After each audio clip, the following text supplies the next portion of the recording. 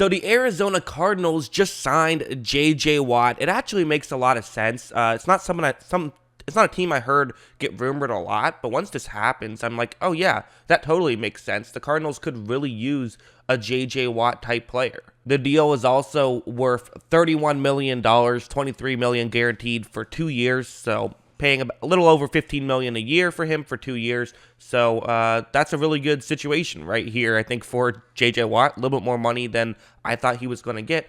But he is really good, and I think he'll have a big impact for the Cardinals. So let's just get into the film study. We'll start off with something like this. This is one of the first things I thought of, is J.J. Watt is now going to be opposite Chandler Jones. These are both guys who are, in their 30s and have had injuries. Jones is coming off of an injury, whereas J.J. Watt coming off a good season. But one of the things I thought of is these are two of the best guys in the game at setting up a stunt or a twist. They're two very strong players, and I think Jones is a little bit quicker. Watt is too, but I'm imagining just you put JJ. I keep trying to call him TJ for some reason. You put JJ Watt in the interior, have them run a stunt against each other. I don't know what team can stop that. So Chandler Jones is the edge rusher, and really watch what he's gonna do. Watch how he just completely takes out both the guard and tackle. It does a great job of setting up 98, who was a little bit slow in getting over there regardless, but still does a good job. And again, Haskins running into the pressure, not necessarily the best work by him, so that factored in. But again, I'm just talking about Chandler Jones there. Chandler Jones did a really good job, and you have to imagine, if Jones is doing that on one side and Watt is doing it on the other, it's going to be really difficult to make things happen. Next, I want to show this play. This one is actually from not last year, but 2 years ago. This is from the 2019 season, and the reason why I'm doing that is because, as I mentioned, we haven't seen too much of Chandler Jones last year, but we saw plenty of him 2 years ago, so more tape on him there. This was from his 4-sack game against Seattle. Yes, you heard me correctly, a 4-sack game. He's going up one-on-one against a left tackle. And I think this play, the reason why I want to show it, is I think it'll be a good example of showing that having another good pass rusher could really help Jones get more sacks, and also could really help, obviously, Watt getting more sacks. Watch how he's going to have this bull rush, get close, but then when Russell Wilson tries to get out of the pocket, that's when Jones is able to actually finish the play. And I'll show it again.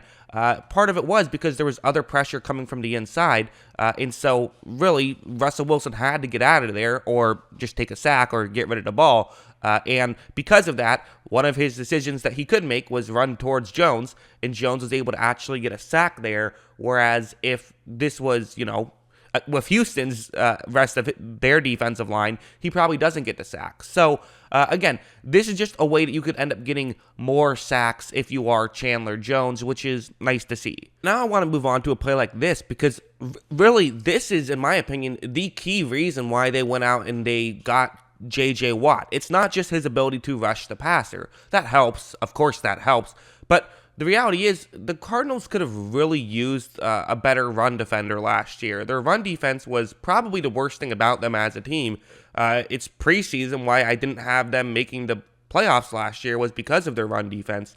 According to Pro Football Focus, they were the third worst run defense in the league, only ahead of, funnily enough, Houston and also Detroit. So getting Houston's best run defender could definitely help with that. But watch, I'll show this play. And this is actually going to be 75. The guard is going to pull over and block Chandler Jones. So, I'm going to pick on Jones a little bit here, but not really. I mean, we all know he's great. He's better as a pass rusher than a run defender, but he's still a good run defender. I'm not really picking on him. I'm just kind of showing how, there were some running lanes that guys could get through last year. You're going to see Chandler Jones get blocked out of the way pretty well, and there's also a missed tackle, so by 58 there, so you don't want to have that happen. But, again, this isn't going to shore up all of the issues. This isn't going to completely fix everything, but it is going to fix a good amount, because now you have someone who on the edge, you're basically not going to want to run those plays with, because Watt is so smart, he'll find a way to get, closer to the inside and not give up that huge run lane,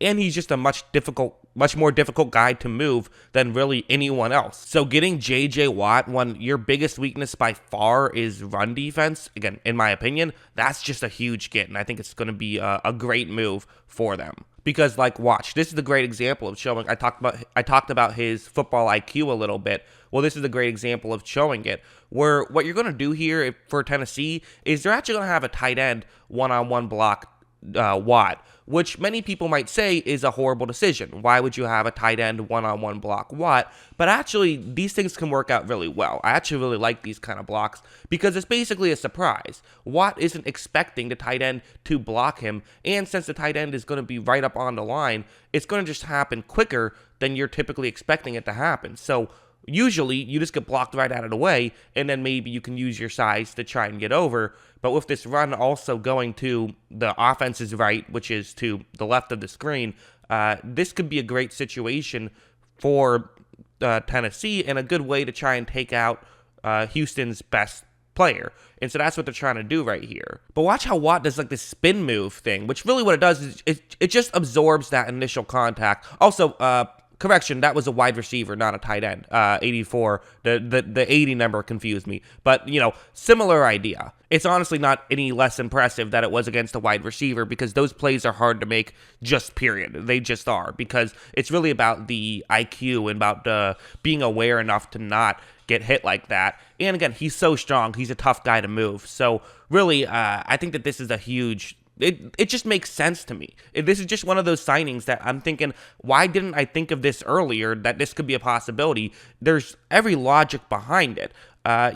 I think Arizona still has some work to do, but honestly, this could be the move that puts them into playoff, puts them into playoffs, because last year, they were only a win away from making the playoffs, so they're right there. Well, I think there's still more work to be done to put them in like true championship contender range. But listen, Arizona has had some success with going out and getting free big name guys, going back to when they traded for Chandler Jones, who wasn't as big of a name then as he is now. But, obviously DeAndre Hopkins, now they're getting Watt. So I think it's a good move. I think it makes a lot of sense. And I think Arizona could be a much better team next year because of a move like this. Again, still work that needs to be done. There's still flaws in that team. I think they could use some offensive line upgrades. I think they could use some, still defense upgrades. But this is a good first step. They don't have a ton of cap now. I'm not sure how that's going to work. But, hey, you can get a good player. You get a good player. I like the move. What do you guys think? Let me know in the comments below. Always love hearing from you. And, of course, as always, thanks for watching.